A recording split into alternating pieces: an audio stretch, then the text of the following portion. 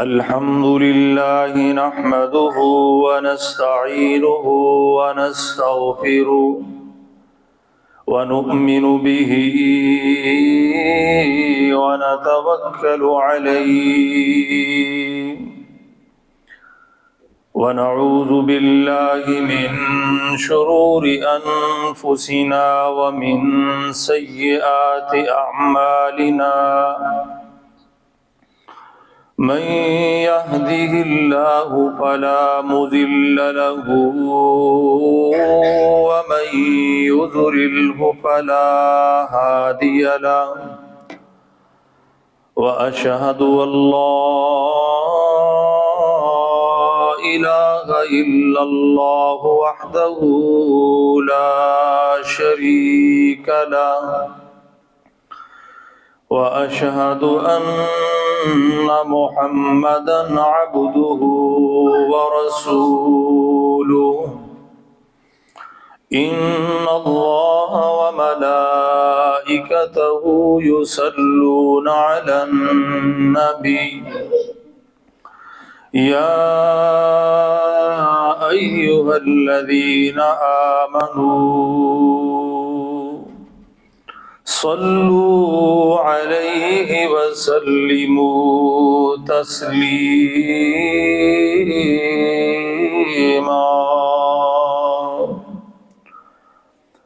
اللهم صل على محمد وعلى آل محمد صلى الله عليه وسلم كما صليت على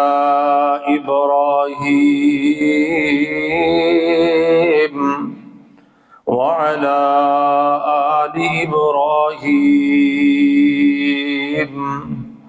إنك حميد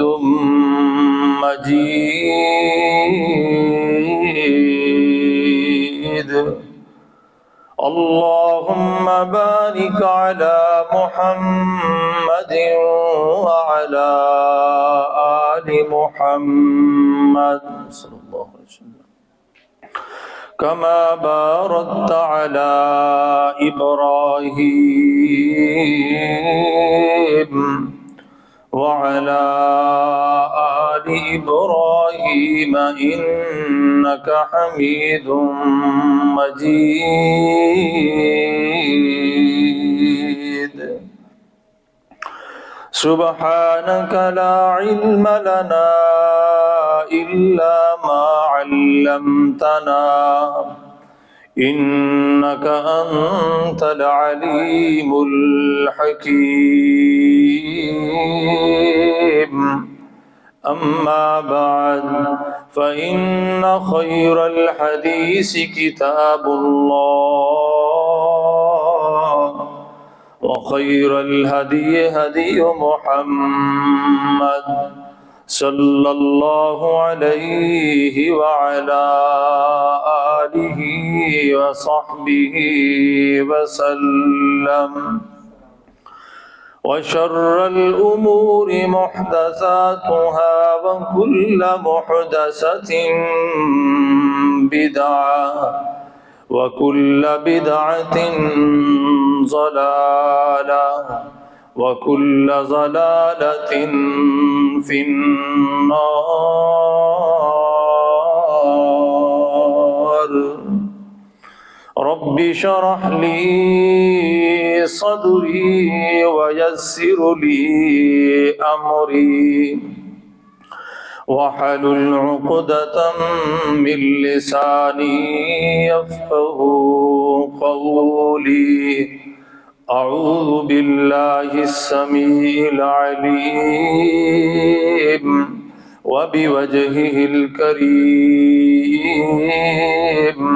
وسلطانه القديم من الشيطان الرجيم بسم الله الرحمن الرحيم والنجم إذا هوى ما ضل صاحبكم وما غوى وما ينطق عن الهوى إن هو إلا وحي يوحى علمه شديد القوى ذو مرة فاستوى وهو بالأفق الأعلى ثم دنا فتدلى فكان قاب قوسين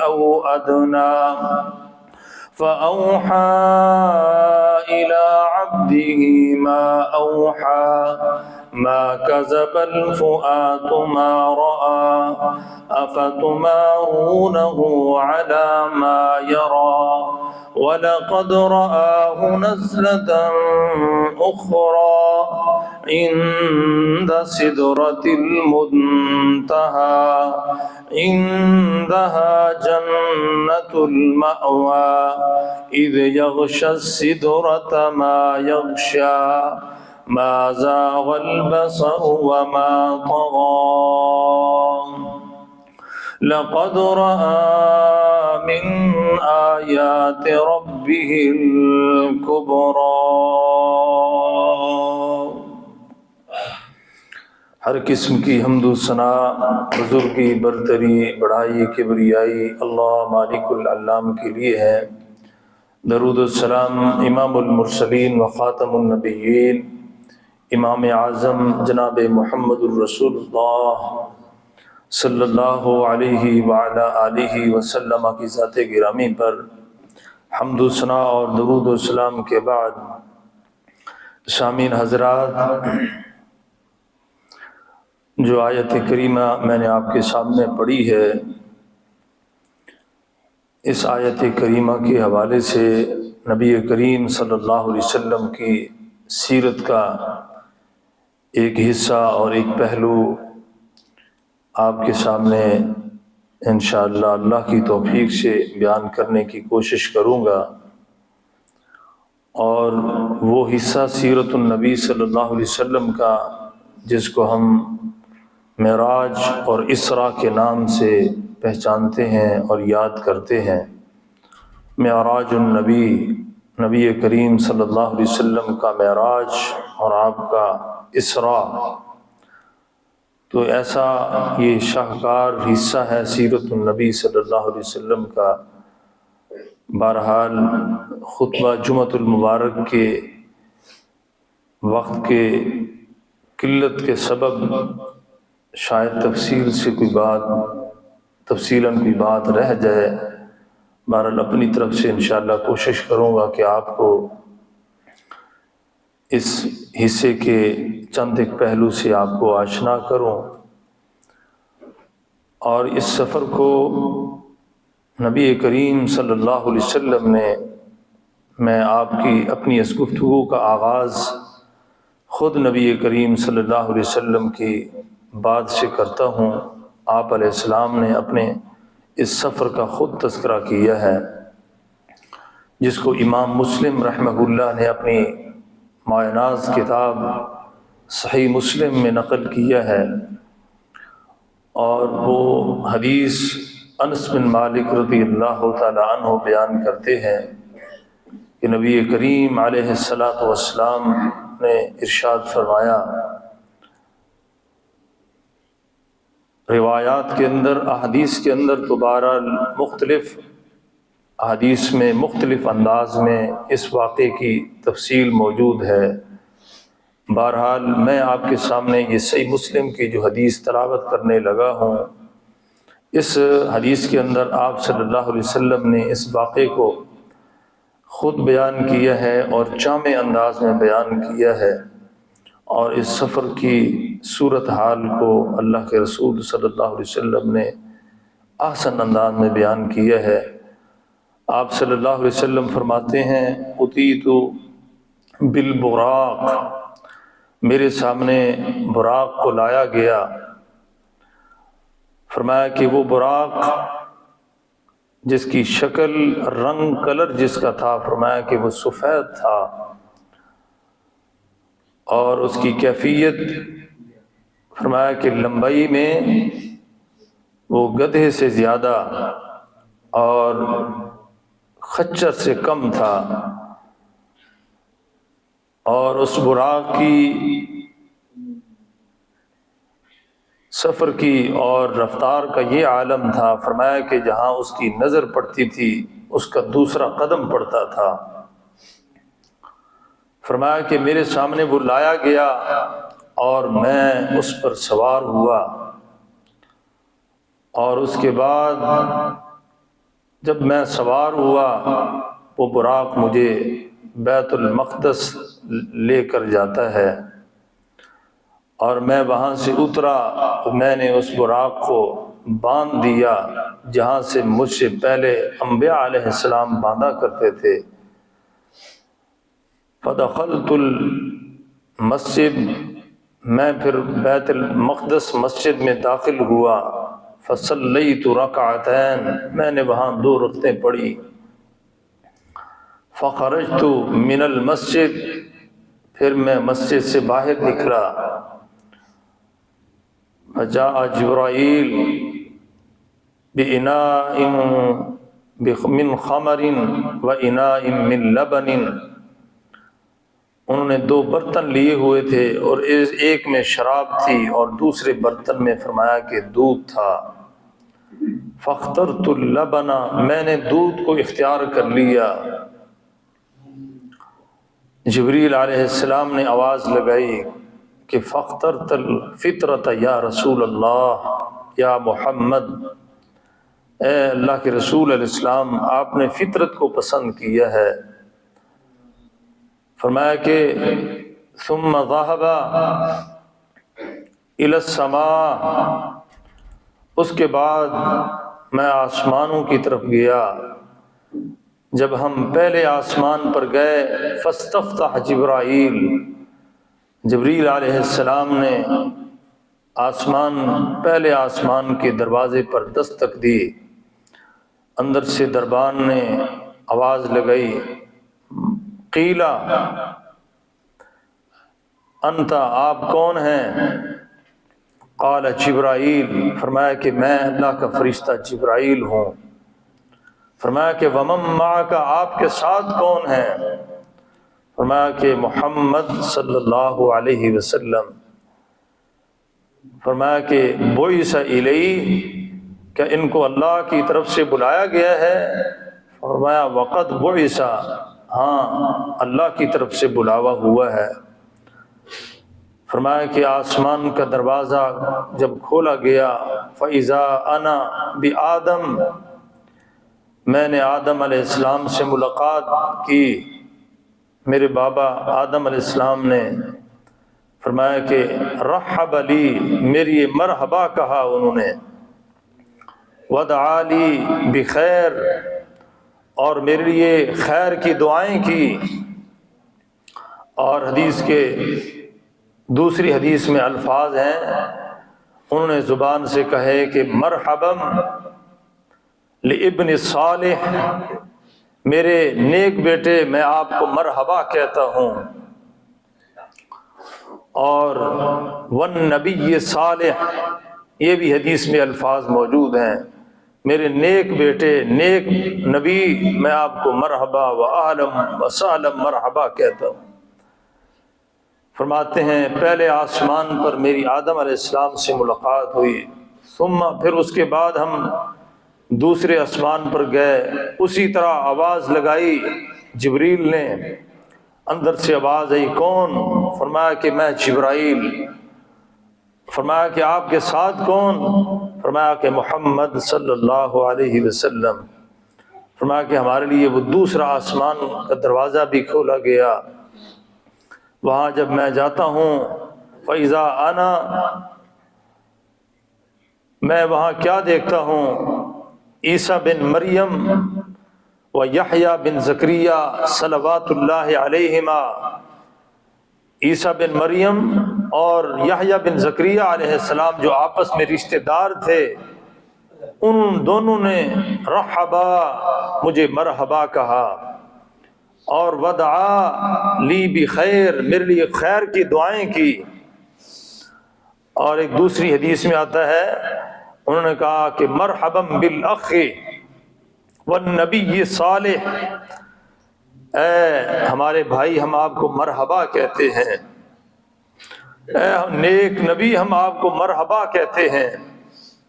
فرماتے ہیں ہم پھر تیسرے آسمان پر گئے، وہاں بھی اسی معمول کے مطابق دربان نے سوال کیا، اور تیسرے آسمان پر فرمایا کہ وَأَنَا بِيُوسُف علیہ السلام، میری ملاقات یوسف علیہ السلام سے ہوئی۔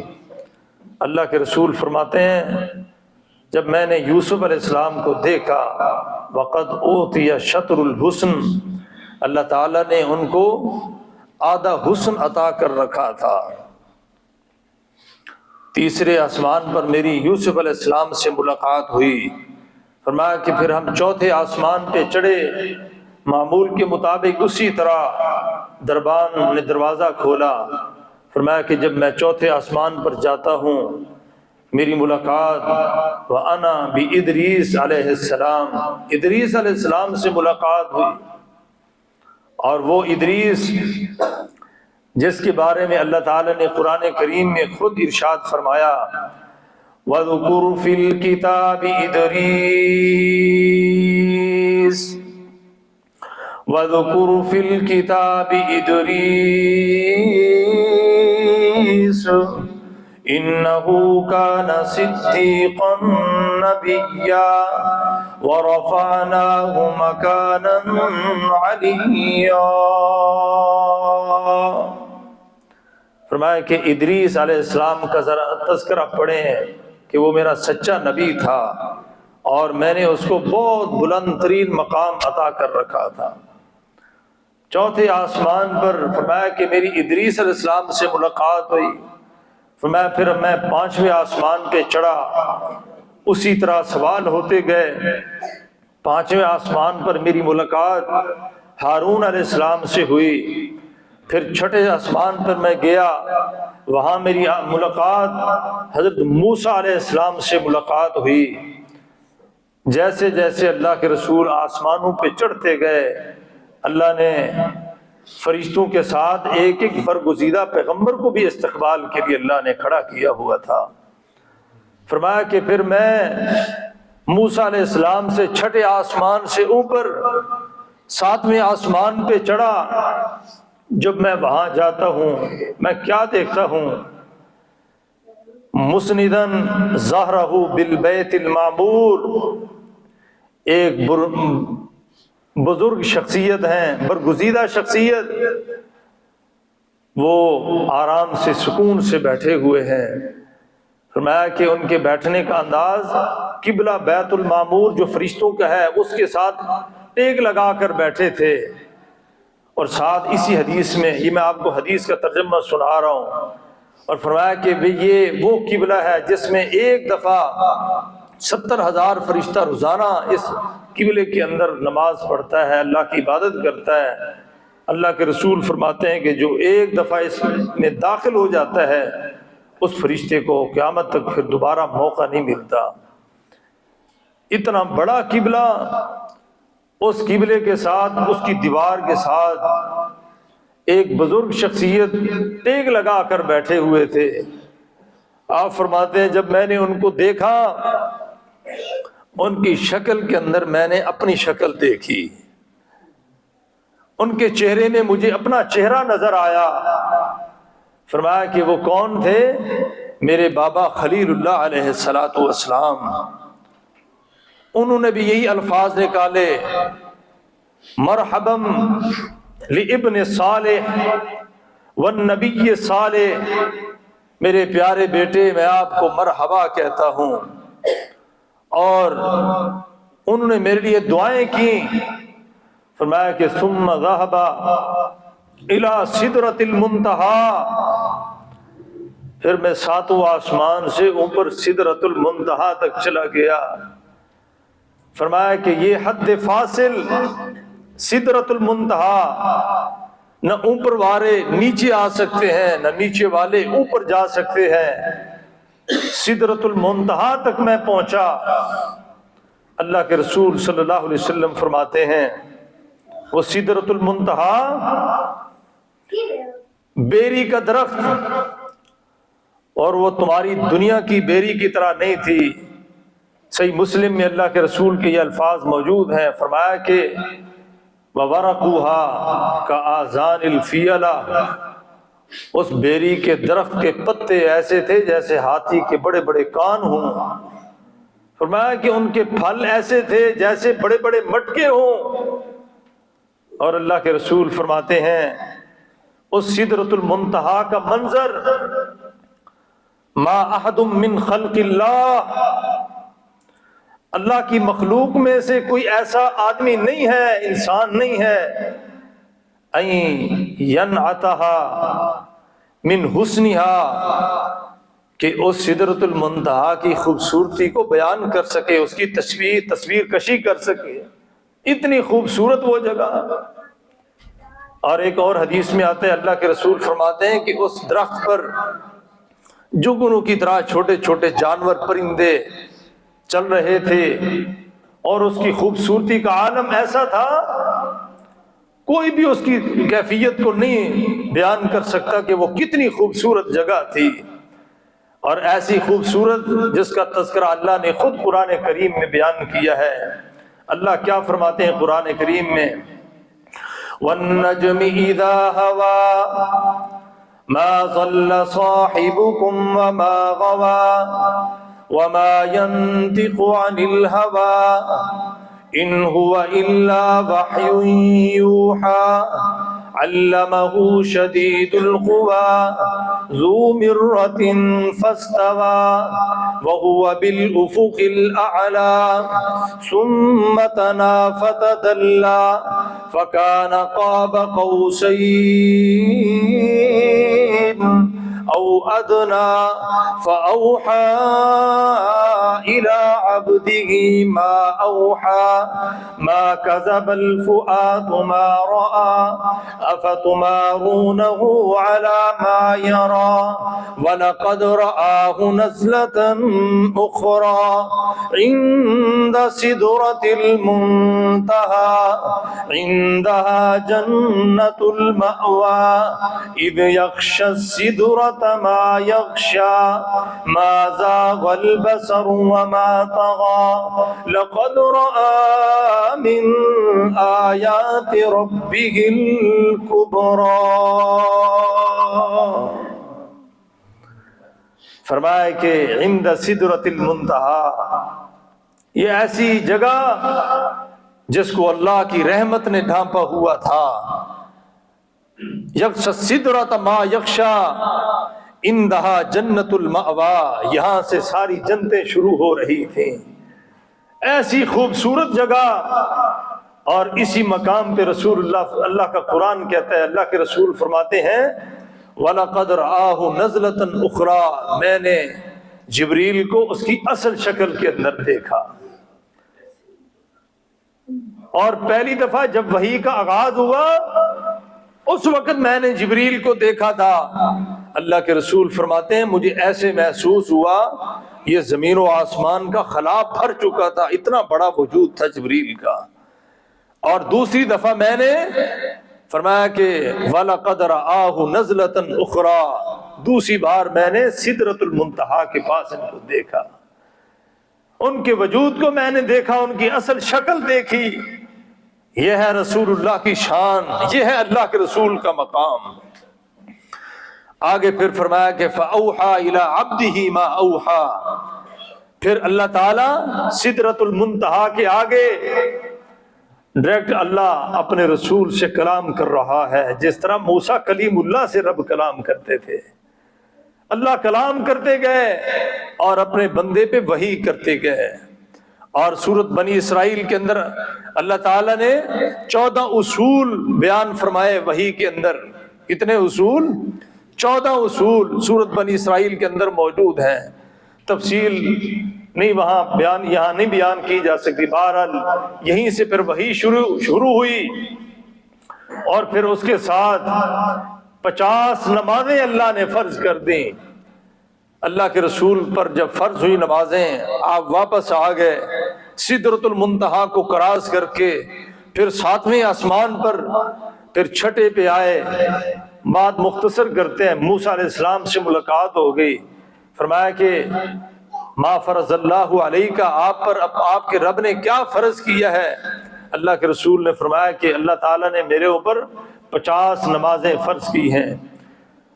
اللہ کے پیغمبر موسیٰ علیہ السلام کہنے لگے فرجع الی ربک، آپ اپنے رب کی طرف لوٹ کر جائیں، میں یہ تجربہ کر چکا ہوں، بنی اسرائیل میں وہ نمازیں نہیں پڑھ سکتے تھے اتنی، آپ کی امت بھی لا یطیق، یہ نماز پڑھنے کی طاقت نہیں رکھ سکے گی، آپ جائیں اس میں تخفیف کروا کے آئیں۔ اللہ کے رسول دوبارہ 7ویں آسمان کو کراس کیا، پھر سدرۃ المنتہا اللہ کے پاس جا کر عرض کی، نماز 5 وہاں سے معاف ہو گئی، 45 نمازیں رہ گئی۔ پھر واپس آئے، پھر موسیٰ علیہ السلام سے ملاقات ہوئی، اور ملاقات کے بعد انہوں نے پھر سوال کیا، فرمایا کہ 45 نمازیں رہ گئیں، 5 اللہ نے معاف کر دی۔ فرمایا کہ دوبارہ جاؤ، اللہ سے تخفیف کرا کے آؤ۔ حدیث میں آتے ہیں اللہ کے رسول فرماتے ہیں فما زالا، میں ہمیشہ اسی طرح آتا رہا، رب کے موسیٰ علیہ السلام کے پاس آتا رہا، ادھر رب کے پاس جاتا رہا۔ 9 مرتبہ میں نے چکر لگائے، اور 10ویں مرتبہ جب پہلی دفعہ میں اپنے رب کے پاس گیا، 10 مرتبہ میں نے اللہ کے رسول اپنے رب کے پاس گیا، اور یہ نمازیں تخفیف کرواتا گیا حتیٰ کہ 5 باقی رہ گئی، 5 باقی رہ گئیں۔ اللہ تعالیٰ نے فرمایا میرے پیغمبر جاؤ، یہ میں تمہیں اپنی طرف سے انعام دے رہا ہوں، 5 پڑھو گے ثواب 50 کا عطا کروں گا، میرے کلمے تبدیل نہیں ہوتے۔ اور دوسرا یہ تمہیں گفٹ دے رہا ہوں، تم اور تمہاری امت نیکی کرنے کا ارادہ کرے گی، اللہ تعالیٰ اس کو نیکی کا ثواب عطا فرما دیں گے۔ اگر جب عملاً نیکی کرے گی، ایک نیکی کے بدلے 10 کے بدلے نیکی لکھی جائے گی، 10 نیکیوں کے برابر ثواب لکھا جائے گا۔ وَمَنْ حَسَنَ بِالسَّيِّئَةِ مَنْ حَمَّ بِالسَّيِّئَةِ، اور جب برائی کا ارادہ کرے گی، فرمایا کہ نہیں لکھی جائے گی، جب اس برائی کو عملاً کر لے گی، فرمایا کہ 1 گناہ لکھا جائے گا۔ یہ اللہ تعالیٰ نے انعام دے دیا۔ موسیٰ علیہ السلام سے پھر ملاقات ہوئی، فرمایا کہ کیا اللہ نے دیا؟ فرمایا کہ 5 نمازیں رہ گئیں۔ فرمایا کہ دوبارہ جاؤ اپنے رب کے پاس، اس نماز میں تخفیف کرا کے آؤ، پھر بھی آپ کی امت نہیں پڑے گی۔ اللہ اکبر۔ رسول اللہ صلی اللہ علیہ وسلم فرماتے ہیں استحییت، اب مجھے اپنے رب کے پاس جانے کو حیا آتی ہے، شرم آتی ہے، میں اتنی دفعہ جا چکا ہوں۔ اللہ اکبر۔ یہ نماز تھی جس کو رسول اللہ صلی اللہ علیہ وسلم اپنی امت کے لیے لے کر آئے، تحفہ لے کے آئے۔ آج ہم اس نماز کو کتنی سستی کے ساتھ ہم نے چھوڑ دیا ہے، ختم کر دیا ہے، بھلا دیا ہے۔ یہ واحد عبادت تھی جس کو اللہ نے آسمانوں پہ فرض کیا تھا، اور اللہ تعالیٰ نے تحفے میں عطا فرمایا اس امت کو، لیکن آج ہم نماز نہیں پڑھتے، اس نماز کو بھول چکے ہیں۔ آپ ذرا رسول اللہ کی دیکھیں، امت کے ساتھ محبت کیسی ہے۔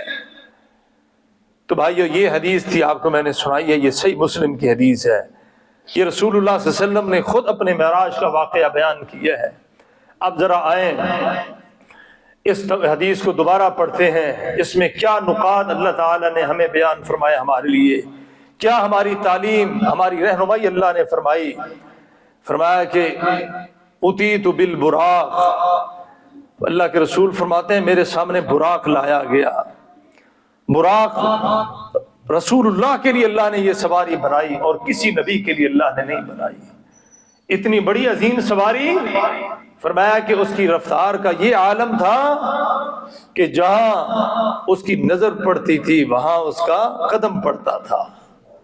اتنی بڑی تیز سواری، اور جب عام انسانوں کے بارے میں اللہ تعالی نے سواریوں کا تذکرہ کیا، قرآن کریم میں اللہ کیا فرماتے ہیں؟ وَالْخَيْلَ وَالْبِغَالَ والخيل والبغال والحمير لتركبوها وزينة ويخلق ما لا تعلمون۔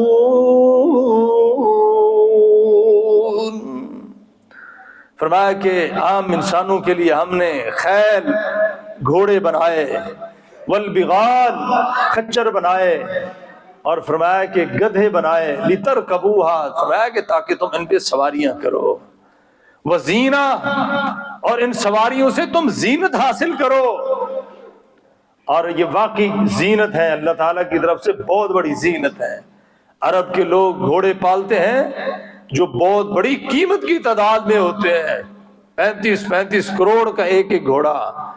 قرآن میں اللہ نے ان کا تذکرہ کیا ہے، اور آگے فرمایا کہ وَيَخْلُقُ مَا لَا تَعْلَمُونَ، رب فرماتے ہیں کہ ایسی میں اور بھی سواریاں بناؤں گا جن کا ابھی تمہیں علم بھی نہیں ہے۔ جہاز میں بناؤں گا، ریل گاڑیاں میں بناؤں گا۔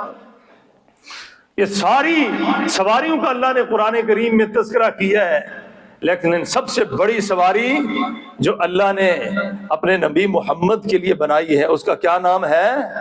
براق۔ اتنی بڑی عظیم سواری، فرمایا کہ براق میرے سامنے لایا گیا، میں اس پہ سوار ہو گیا، اور جب سوار ہوا فرمایا کہ اس نے مجھے بیت المقدس پہنچا دیا، اور میں نے جا کر وہاں باندھ دیا جہاں سے پہلے اس جگہ پر انبیاء باندھا کرتے تھے۔ اب سوار براق پر سواری بھی تو نبی کر سکتا ہے، اس کو باندھ بھی تو نبی سکتا ہے۔ شان دیکھیں نبی کی، سواری براق بھی اللہ کے نبی کے لیے، اور اللہ کے رسول کے الفاظ فرمایا کہ اس کو میں نے خود اپنے ہاتھوں سے باندھا، اور اس کو جب باندھ دیا اور اس کے بعد میں مسجد میں داخل ہو گیا۔ مسجد میں داخل ہوا، میں نے 2 رکعتیں وہاں پہ پڑھی۔ یہاں بھی اللہ تعالیٰ کے رسول نے ہمیں ادب سکھا دیا ہے، مسجد میں جب جانا ہے 2 رکعتیں پڑھنی ہے، تحیۃ المسجد، اس کی بڑی فضیلت آئی ہے۔ بلکہ حدیث میں آتا ہے ایک صحابی خطبے کے دوران آئے، اللہ کے رسول صلی اللہ علیہ وسلم نے ان کو کھڑا کر کے 2 یہ رکعتیں پڑھوائی تھی، اتنی بڑی اس کی فضیلت ہے تحیۃ المسجد۔ اس کا اللہ تعالیٰ کے رسول صلی اللہ علیہ وسلم نے بڑا اہتمام کیا۔ فرمایا کہ میں نے 2 رکعتیں پڑھی، مسجد بھری ہوئی تھی، جس مسجد میں میں داخل ہوا جبریل علیہ السلام نے مجھے پکڑ کے عین مصلی پہ کھڑا کر دیا، قدمنی آگے کر دیا۔ میں نے نماز پڑھائی، نماز پڑھانے کے بعد جبریل پوچھنے لگے آپ کو پتہ ہے یہ مسجد کن لوگوں سے بھری ہوئی ہے؟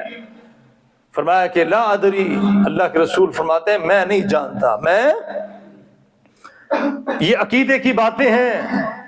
اس لیے قرآن کریم میں بعض صورتیں مکی ہیں، بعض مدنی ہیں۔ ان سے کیا مراد ہے؟ جب اللہ کے رسول مکے میں تھے تو مدینے میں نہیں تھے، جب مدینے میں تھے تو مکے میں نہیں تھے۔ آج بعض لوگ محبت میں آ کر اللہ کے رسول کی محبت میں غلوب کرتے ہیں، یہ اللہ کے رسول حاضر ناظر۔ یہاں اللہ تعالیٰ خود ارشاد فرما رہے ہیں، رسول اللہ خود کہہ رہے ہیں میں نہیں جانتا یہ کون لوگ ہیں، اور یہ رسول اللہ نے اپنی زبان سے الفاظ نکالے۔ آپ بتائیں اللہ کے رسول غلط کہہ سکتے ہیں؟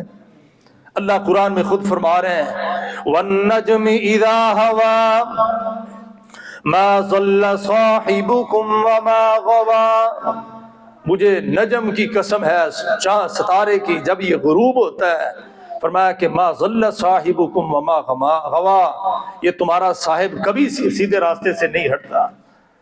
اللہ کے رسول نے یہ سچی بات کی ہے، اور یہ ساری چھپی ہوئی باتیں جاننے والا کون ہے؟ ایک اللہ ہے، اللہ کے علاوہ اور کوئی نہیں ہے۔ فرمایا کہ لا ادری، میں نہیں جانتا۔ اللہ کے رسول علیہ السلام نے جب الفاظ نکالے، جبریل کہتے ہیں آپ سے قبل جتنے نبی رسول آئے ہیں اللہ نے سب کو یہاں جمع کر کے آگے آپ کو کر کے اللہ نے سب کا آپ کو امام بنا دیا ہے۔ یہ ہے رسول اللہ کا مقام، آپ کی شان اور عظمت۔ اللہ کے رسول فرماتے ہیں جب میں مسجد سے باہر نکلا، اور اس لیے اللہ کے رسول السلام نے مسجد میں داخل ہونے کی اور مسجد میں جو ہے نا باہر نکلنے کی دعا بھی سکھائی ہے۔ اللہم انی اسألک من فضلک، باہر نکلنے کی دعا اور داخل ہونے کی دعا، اللہم افتح لی ابواب رحمتک، اللہ میرا داخل ہونا بھی تیرے نام سے اور باہر نکلنا بھی تیرے نام سے ہے۔ اور قرآن میں بھی اللہ تعالیٰ نے رسول اللہ صلی اللہ علیہ وسلم کی اسی سیرت کا تذکرہ کیا ہے۔ اللہ خود قرآن میں فرماتے ہیں وَقُلْ رَبِّ أَدْخِلْنِي مُدْخَلَ صِدْقٍ وَأَخْرِجْنِي مُخْرَجَ صِدْقٍ وَقُلْ رَبِّ أَدْخِلْنِي مُدْخَلَ صِدْقٍ وَأَخْرِجْنِي مُخْرَجَ صِدْقٍ وَاجْعَلْ لِي مِن لَّدُنكَ سُلْطَانًا نَّصِيرًا۔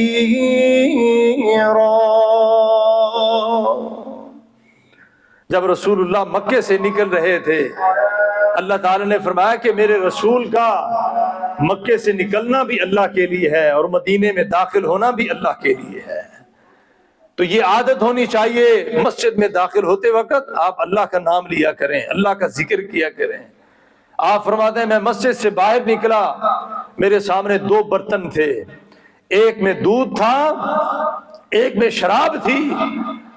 آپ فرماتے ہیں فاخترت اللبن، میں نے دودھ کو پسند کر لیا، اور جبریل نے آواز لگا دی اے اللہ کے رسول آپ واقعی اللہ کے محبوب ہیں، آپ نے فاخترت الفطرۃ، آپ نے فطرت کو پسند کیا ہے، فطرت کو پسند کیا ہے۔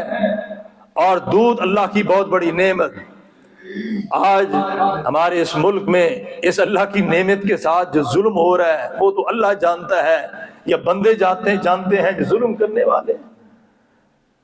اتنا بڑا ظلم اس نعمت کے ساتھ جو ہم نے کر دی، اللہ معاف فرمائے۔ چیز ایک ہے لیکن ملاوٹ کر کے ہم نے اس کی شکل بھی بگاڑ دی ہے۔ یہ فرمایا کہ خالص دودھ، اور قرآن کریم میں اللہ تعالیٰ نے اس دودھ کا تذکرہ الگ انداز میں کیا ہے۔ اللہ کیا فرماتے ہیں وَفِي الْأَنْعَامِ لَعِبْرَةً نُسْقِيكُم مِّمَّا فِي بُطُونِهِ مِن بَيْنِ فَرْثٍ وَدَمٍ لَبَنًا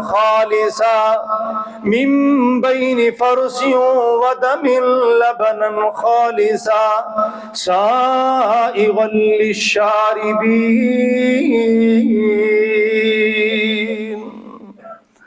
فرمایا کہ ان جانوروں میں تمہارے لیے نصیحت ہے، تم ان کے پیٹوں سے ہم تمہیں پلاتے ہیں، من بین فرث و دم، ایک طرف گوبر ہے ایک طرف خون ہے، میں وہاں سے تمہیں پلاتا ہوں لبنا خالصا، خالص دودھ پلاتا ہوں، سائغا للشاربین، فرمایا جو بندہ بھی پیتا ہے حلق سے آرام سے گزر جاتا ہے، اٹکتا بھی نہیں ہے، تکلیف بھی نہیں ہوتی۔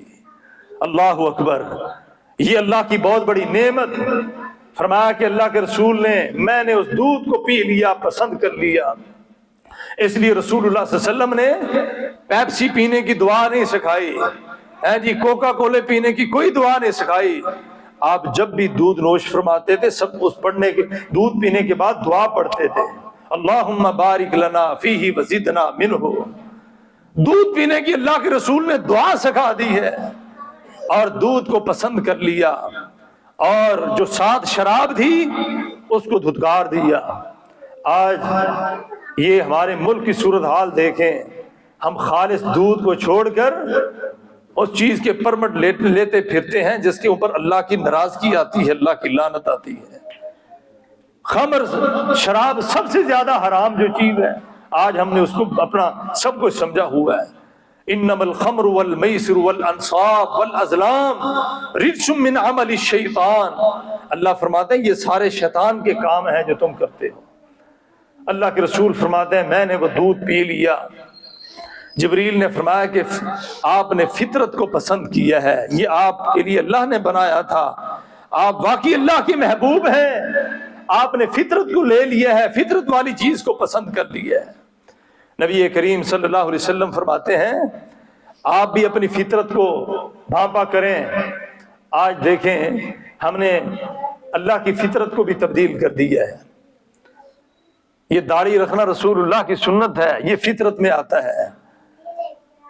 حدیث میں آتا ہے رسول اللہ کے پاس کچھ لوگ آئے ملنے کے لیے، اس میں 2 بندے تھے مجوس کے، ان کے چہروں پہ داڑھی نہیں تھی۔ آپ علیہ السلام نے جب ان کو دیکھا ایک دفعہ، آپ نے ان سے ملاقات کرنے کو انکار کر دیا، فرمایا کہ میں ان سے نہیں ملتا، کیونکہ انہوں نے اللہ کی فطرت کو تبدیل کر دیا ہے۔ اللہ کی فطرت تو داڑھی میں ہے اور یہ میری سنت ہے، رسول اللہ فرماتے ہیں۔ اور جب حوض کوثر ہوگا، اللہ کے رسول پانی پلا رہے ہوں گے، آپ بتائیں اللہ ہم سب کو نصیب فرمائے، وہاں جانا ہے یا نہیں جانا؟ تو پھر کس منہ سے جائیں گے اگر داڑیاں نہیں ہیں؟ فطرت کو ہم نے تبدیل کر دیا، یہ فطرت میں آتا ہے، تو ہم اللہ کے رسول کو کیا چہرہ دکھائیں گے؟ اس لیے بھائیو، آپ کا فرمان ہے خالف الیہود والنصارى، یہود نصارہ کی مخالفت کرو، واعف اللحى، اور داڑھی کو معاف کر دو، یہ میری سنت ہے اور اللہ نے فطرت میں رکھی ہوئی ہے۔ ہم نے ہوش اور صورتیں بنا دی ہیں۔ بہرحال اللہ کے رسول علیہ السلام جب جبریل نے آواز لگائی کہ آپ نے دودھ کو پسند کر کے فطرت کو پسند کر لیا ہے، آپ کے لیے اللہ نے دودھ کو بنایا تھا، فطرت کو تبدیل نہیں کرنا۔ اور بعض دیکھیں اللہ کے رسول علیہ السلام نے فرمایا لعن اللہ الواشمہ والمستوشمہ، اللہ تعالیٰ کی لعنت ہو ان خواتین پر، فرمایا کہ جو مصنوعی بال جوڑتی ہیں، یہ آنکھوں کے اوپر پپوٹے بناتی ہیں، باریک کرتی ہیں، اور آنکھوں کے درمیان ماتھے پر یہ ٹکا لگاتی ہیں، فرمایا یہ جہالت کی پہلی لوگ خواتین کرتی تھیں، اللہ کے رسول نے ایسی خواتین پہ لعنت فرمائی ہے جو اللہ کی فطرت کو تبدیل کرتی ہیں۔ اس لیے بھائیو، یہ داڑھی اللہ نے فطرت میں رکھی ہے، اس کو کبھی نہ تبدیل کریں۔ ہم نے اللہ کے رسول کو چہرہ دکھانا ہے۔ فرمایا کہ میں وہاں سے دودھ پسند کر لیا، میرے لیے میں نے دودھ پی لیا، ثم ذهب الى السماء، میں آسمانوں پہ چڑھا۔ جب میں پہلے آسمان پہ جاتا ہوں، جبریل نے دستک دی، فرمایا کہ اس آسمان کا دروازہ تھا، وہاں بھی جبریل، ادھر جبریل تھے اور وہ دوسری طرف فرشتہ تھا، اور فرشتے نے فرمایا کہ کون ہیں آپ؟ جبریل نے فرمایا کہ میں ہوں۔ فرمایا کہ آپ کے ساتھ کون ہے؟ فرمایا کہ محمد صلی اللہ علیہ وسلم۔ فرمایا قد بعث الیہ، اللہ کی طرف سے آیا ہے، بلایا گیا ہے ان کو؟ فرمایا نعم، جی ہاں، اللہ کی طرف سے بلایا گیا ہے۔ یہاں سے ہمیں ایک مسئلہ سمجھ آیا، دروازہ تھا آسمان میں، اس والا فرشتہ ادھر نہیں جانتا اور ادھر والے ادھر نہیں جانتے کہ کیا ہو رہا ہے، اور یہ غیب کی باتیں کون جانتا ہے؟ اللہ قرآن میں خود فرما رہے ہیں قُلْ لَا يَعْلَمُ غَيْبَ السَّمَاوَاتِ وَالْأَرْضِ الْغَيْبَ إِلَّا اللَّهُ قُلْ لَا يَعْلَمُ غَيْبَ السَّمَاوَاتِ وَالْأَرْضِ وَمَا يَشْعُرُونَ أَيَّانَ يُبْعَثُونَ۔ فرمایا نہ زمین والے جانتے ہیں نہ آسمان والے جانتے ہیں، یہ نہیں ہے فرشتوں کو پتہ ہو۔ فرمایا نہ آسمان والے جانتے ہیں نہ زمین والے جانتے ہیں، چھپی ہوئی باتوں کو صرف ایک اللہ جانتا ہے، اللہ کے علاوہ کوئی نہیں جانتا۔ اور سورۃ حجرات کی آخری آیت، ذرا گھر جا کے اس کا ترجمہ پڑھ لینا، اللہ کیا فرماتے ہیں اس آخری آیت میں، ان اللہ یعلم غیب السماوات والارض، ان اللہ یعلم غیب السماوات والارض واللہ بصیر بما تعملون۔ فرمایا بے شک اللہ جانتا ہے جو آسمانوں میں ہے جو زمینوں میں ہے، اس کے علاوہ اللہ کے علاوہ اور کوئی نہیں جانتا، واللہ بصیر بما تعملون، اور جو تم کر رہے ہو سب کچھ اللہ جاننے والا ہے، اللہ دیکھنے والا ہے۔ آسمان کے والے فرشتوں کو بھی پتہ نہیں تھا کہ باہر کون آ رہا ہے۔ یہ ہے اللہ تعالیٰ کے رسول اللہ کی شان۔ اللہ کے رسول فرماتے ہیں میں آسمانوں پہ چلا گیا، ایک ایک نبی نے میرا استقبال کیا، مجھے مرحبا کہا، اور مجھے میرا استقبال کرتے گئے۔ یہاں سے ہمیں سمجھ آئی کہ اگرچہ وہ بڑے نبی تھے عمر میں، وہ پہلے والے تھے، عمر میں بڑے تھے، تجربے میں بڑے تھے، لیکن اللہ جس کو شان دیتا ہے اللہ پھر بلندیاں دکھاتا ہے، وہاں اللہ نبیوں کو سامنے کھڑا کر کے اللہ استقبال کو کراتا ہے۔ فرمایا کہ یہ میرا آخری نبی محمد آ رہا ہے صلی اللہ علیہ وسلم، اس کے استقبال کے لیے تم نے استقبال کرنا ہے، مرحبا کہنا ہے۔ آدم علیہ السلام باپ تھے لیکن رسول اللہ کا استقبال کیا، ابراہیم علیہ السلام باپ تھے لیکن رسول اللہ کو دعائیں دی، عیسیٰ، موسیٰ علیہ السلام، یوسف علیہ السلام، حضرت ادریس علیہ السلام، یہ سارے رسول اللہ کے بھائی تھے، اللہ کے رسول کے استقبال کرتے جا رہے ہیں اور ساتھ دعائیں دیتے جا رہے ہیں اور کہہ رہے ہیں کہ واہ میرے ہمارے بھائی، مقام اتنا بڑا پایا ہے، آخر میں آئے ہو لیکن سب کچھ سب سے زیادہ لے گئے ہو، اللہ نے تمہارا مقام سب سے زیادہ بنایا۔ یہ ہے بھائی رسول اللہ کا معراج، اللہ کے رسول اسلام کی منقبت، آپ کی شان، آپ کی عظمت یہاں سے سیکھیں۔ کہاں اللہ تعالیٰ کے رسول اسلام نے یہاں ہمیں تعلیم دی ہے، میں تفصیل میں جاؤں بہت وقت لگ سکتا ہے، بہرحال انہی باتوں پہ میں اپنی بات کو ختم کرتا ہوں۔ آج ہمیں بھی عقیدے کے ساتھ رسول اللہ کی محبت کو سامنے رکھنا چاہیے۔ بعض لوگ اللہ کے رسول اسلام کی محبت میں غلوب کر جاتے ہیں، آگے بڑھ جاتے ہیں۔ اللہ کے رسول اسلام نے منع کیا ہے، آپ فرمایا کرتے تھے میرے مقام میں غلوب نہیں کرنا، تم نے میرے مقام کو تم نے سمجھنا ہے، جس طرح اللہ تعالیٰ نے میرا مقام رکھا ہے اسی طرح سمجھنا ہے۔ جی کہتے ہیں جی آپ سب کو جانتے ہیں، آپ حاضر ناظر تھے۔ آخری بات، آپ کا 2-4 منٹ زیادہ لے رہا ہوں، آپ جب واپس آئے، یہ واقعہ معراج آپ صلی اللہ علیہ وسلم نے ام ہانی کو بیان کیا جو رسول اللہ کی چچا کی بیٹی تھیں، واقعہ بیان کیا کہ اے میری چچا زاد بہن، میں رات کو بیت المقدس گیا ہوں اور وہاں آسمانوں کی میں سیر کر کے آیا ہوں۔ اس بہن نے کہا، آنکھوں میں آنسو آ گئے، رونے لگی، فرمایا کہ میرے پیارے بھائی یہ واقعہ کسی کو نہ بیان کرنا، لوگ آپ کا مذاق اڑائیں گے، آپ پہ ہنسیں گے، آپ کی توہین کریں گے۔ اور رسول اللہ صلی اللہ علیہ وسلم نے جب اس اپنی بہن کی بات سنی، آپ نے زبان سے کیا الفاظ نکالے، یا ایھا الرسول بلغ ما انزل الیک من ربک وان لم تفعل فما بلغت رسالتہ واللہ یعصمک من الناس۔ اے میری پیاری بہن، مجھے رب کی طرف سے حکم ہے، میں نے تو ایک بات لوگوں کو سنانی ہے، ایک بات سنانی ہے۔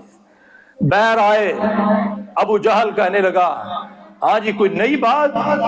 اللہ کے رسول نے فرمایا، ہاں میں بیت المقدس گیا ہوں، وہاں سے پھر میں آسمانوں کی سیر کر کے آیا ہوں۔